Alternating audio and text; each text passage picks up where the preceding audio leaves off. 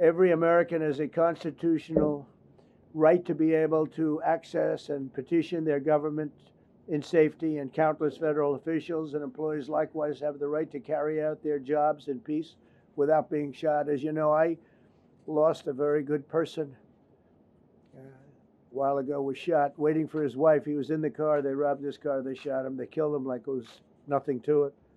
She was walking to the car. It's a horror show. This issue directly impacts the functioning of the federal government and is a threat to America, really. It's a threat to our country. We have other cities also that are bad, very bad. You look at Chicago, how bad it is. You look at Los Angeles, how bad it is. We have other cities that are very bad. New York has a problem. And then you have, of course, Baltimore and Oakland. We don't even mention that anymore. They're so far gone. We're not going to let it happen. We're not going to lose our cities over this. And this will go further. We're starting very strongly with D.C., and we're going to clean it up real quick, very quickly, as they say. It's becoming a situation of complete and total lawlessness. Love to spit in the face of the police as the police are standing up there in uniform. They're standing and they're screaming at them an inch away from their face. And then they start spitting in their face. And I said, you tell them, you spit and we hit. And they can hit real hard. It's a disgusting thing. I've watched that for years, for 3-4 years. I've watched them. The police are standing, and they're told, don't do anything under any such, so and you can see they want to get at it. And they're standing there, and people are spitting in their face, and they're not allowed to do anything. But now they are allowed to do whatever the hell they want. This dire public safety crisis stems directly from the abject failures of the city's local leadership. The radical left city council adopted no cash bail. By the way, every place in the country where you have no cash bail is a disaster. That's what started the problem in New York, and they don't change it. They don't want to change it. That's what started it in Chicago. I mean, bad politicians started it, bad leadership started it, but that was the one thing that's central, no cash bail. Somebody murders somebody and they're out on no cash bail before the day is out. We're going to end that in Chicago. We're going to change the statute. I spoke with Pam and Todd and everybody. We're going to change the statute, and I'm going to have to get the Republicans to vote because the Democrats are weak on crime. Totally weak on crime.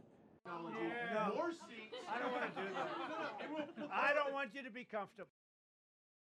A short while ago in the Oval Office, President Trump signed 2 crucial executive actions to deal with the emergency crime conditions we currently face in the District of Columbia.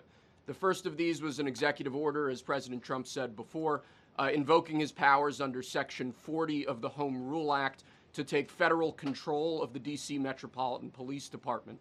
Along with that executive order, President Trump signed the statutorily required notification letters to Mayor Bowser and to the relevant House and Senate committee leaders.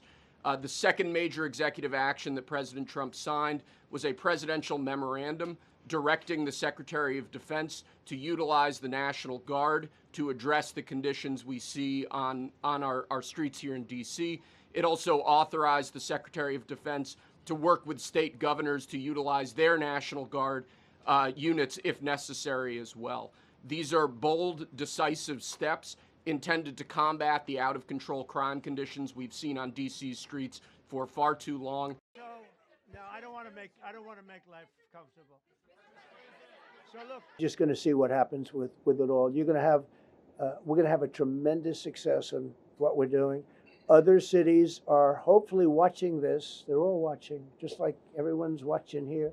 They're all watching, and maybe they'll clean up, and maybe they'll do this and get rid of the cashless bail thing and all of the things that caused the problem. I mean, if you go back, this whole thing with cashless bail is a disaster. So many problems came that we never had before. So they're watching us today, and if they don't learn their lesson, if they haven't studied us properly, because we're going to be very successful. I have zero doubt about that. It's going to be. It's a question of will it be really fast, like the border, You know, everyone said, they used to say, Biden used to say, I need legislation. You didn't need, I didn't get any legislation. I called up our people and we did a great job. Tom Homan was great. As you know, our secretary did a great job. They did a great job. There's no games. They didn't play games. And we're going to have the same thing here. But then I'm going to look at New York in a little while. Let's do this. Let's do this together. Let's see. It's going to go pretty quickly. And if we need to, we're going to do the same thing in Chicago, which is a disaster. We have a mayor there who's totally incompetent. He's an incompetent man. And we have an incompetent governor there. Pritzker's an incompetent. His family threw him out of the business, and he ran for governor. And now I understand he wants to be president. Look, let's just do this. Let's do this. It's going to be a big thing. We're going to... The mayor's incompetent, and Gavin Newsom is incompetent. Got a good line of bullshit, but that's about it. He's incompetent. And you have Los Angeles is... You know, it's amazing. You know, I called, the first thing I did, I got the Olympics to go there. I was the one that got it. And by a rare thing that happened, I'll be the president. I was very upset because I got the Olympics there, and I said I won't be president when it comes. But bad things happened, and illegal things happened, really illegal things happened. Thank you all very much.